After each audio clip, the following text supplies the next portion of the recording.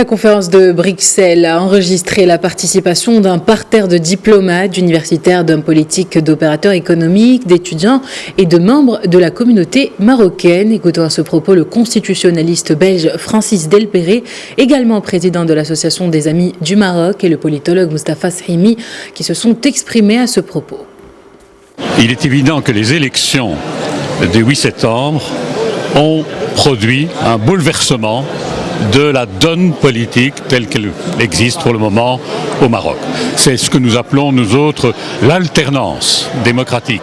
Les partis qui étaient à la tête du gouvernement se trouvent dans l'opposition, les partis qui sont dans l'opposition montent au gouvernement et s'engagent évidemment dans un programme de réformes important. Ce sont évidemment des éléments moteurs pour la collaboration qui peut se développer entre nos deux pays, que ce soit sur le plan économique, que ce soit sur le plan social, culturel, les échanges avec les universités, etc.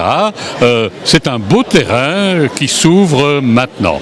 Maintenant, on croit aussi que le gouvernement marocain a une obligation de résultat pour réaliser les promesses qui ont été faites voilà, maintenant quelques mois.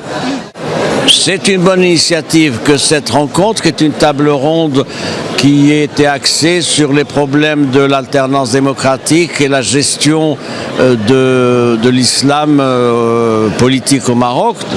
Il y a eu des interventions, des débats. Ce qui est important, je crois, c'est d'expliquer à nos téléspectateurs à l'étranger, en l'occurrence ici à Bruxelles, ce qui est fait par le Maroc, ce qui est entrepris et quel sens donner au processus de démocratisation en cours. Il y a eu des élections, elles se sont globalement déroulées dans de bonnes conditions.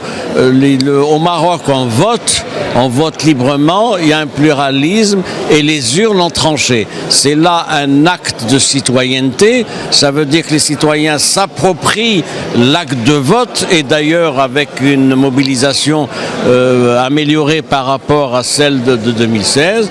Et il y a là, je crois, quelque chose de qualitatif dans notre culture politique et dans la culture citoyenne.